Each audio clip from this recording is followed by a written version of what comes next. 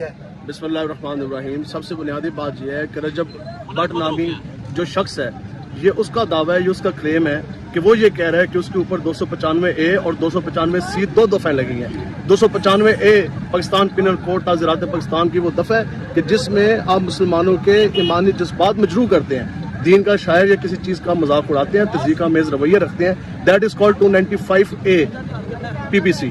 और 295C जो से है वो इमामुल अंबिया अलैहिस्सलाम की शान अक़दस के अंदर कोई अगर तौहीन करे तो वो है हमारा मैंने उसका भी जो है आईडी कार्ड पे मैंने उसका जो वेरिफिकेशन किया, उसका मैंने CRO करवाया है, उसके ऊपर 295A और 295C दोनों में से कोई पर्चा नहीं है उसके ऊपर। देखें, ये तो आप कह रहे हैं ना, हम तो ये पूछने आए हैं कि जो शख्स खुद ये कहे कि मैं दहशतगर्द हूँ, जो शख्स खुद ये कहे कि मेरे ऊपर 295C और 295A का पर्चा है, तो ये तो जो हमारे इदारे हैं, जो हमारे इंस्टीट्यूट्स हैं, बिलखुसूस law enforcement agencies plus police force, ये तो उसकी क्रेडिबिलिटी के ऊपर जो सा है वो क्वेश्चन मार्क है। हम तो ये पुलिस से पूछने आए हैं कि उसको कस्टडी में लें और आप जो सा है उससे इंटेरोगेशन करें, इन्वेस्टिगेशन करें। लेकिन ये तो तब भी होगा ना जब first information report FIR launch होगी, तो वो हम करवाने आए हैं। और इंशाल्लाह ये तो अभी जिस तरह मुसलमानों के जज्बात मजरूह हैं, और आप सोच सकते हैं कि बीइंग अ मुस्लिम कोई शख्स जिस तरह उसने 295A और 295C का मजाक उड़ाया है, जिस तज़हीक आमेज तरह उसने ये दोनों रेफरेंसेस उससे दिए और इस तरह वो तज़हीक उड़ा रहा है, इस तरह तो हो ही नहीं सकता ना कि मुसलमान ऐसे करे।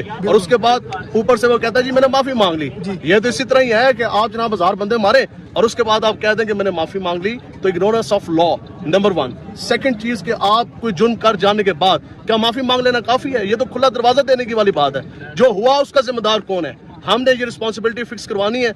और जो इतना बड़ा इसने गद्दर किया, जो इतना बड़ा इसने जुल्म किया, कभी ये नमाज के ऊपर, फिर आप इसकी देखें उसका खुद जो उसका किरदार है, जो उसकी पास हिस्ट्री आप देखें, उसका अपना वीलॉग्स है, उसके अपने जो भी है यूट्यूब या इंस्टाग्राम व्हाट्सएवर, मैं तो नहीं इतना सोशल मीडिया यूज करता, उसके आप हिस्ट्री देखें। नमाज का उसने मजाक उड़ाया, मदीना पाक और मक्का शरीफ का उसने मजाक उड़ाया कि यहाँ माज़अल्लाह उसने बोला कि यहाँ जो है वो सुकून नहीं है। उसके बाद उसने आज 295A 295C के बारे में उसने बकवास की है और इंतहाई तज़हीक अमेज़। हमारा तो ये कानून नामुस रसालत है। हम तो ये कहते हैं कि हम सारे मर जाएंगे, हुजूर की इज्जत नामूस का जो कानून है उसकी तरफ किसी कुत्ते को भोगने नहीं देंगे। That's it. अगर उसने तौबा की है, कुरान पाक बात रखी, क्या उसकी तौबा कबूल नहीं? अगर आपने कहा पुलिस उसको कस्टडी में ले, उससे सवाल जवाब करे, अगर पुलिस की कस्टडी में आने के बाद ये कहता है कि मैं इस पे तौबा करता हूँ, क्या उसकी तौबा कबूल होगी या नहीं? ये तो आप अपने आप से पूछना। कोई बंदा अगर गुस्ताखी करता है तो वो क्या कहेगा जी मैंने तौबा कर ली, तौबा हो जाएगी?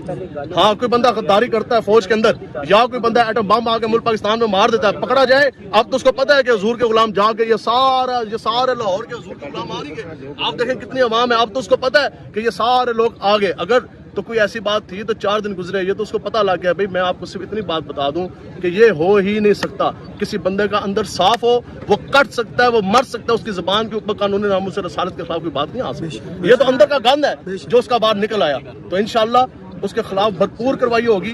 और अगर पुलिस ने कार्रवाई ना की तो जो हमारा ऐलान है जिसलिए ये बंदे आए हैं, उस कुत्ते को घर के अंदर जाके मैं कुत्तों की तरह घसीट के लेके आऊंगा थाने में।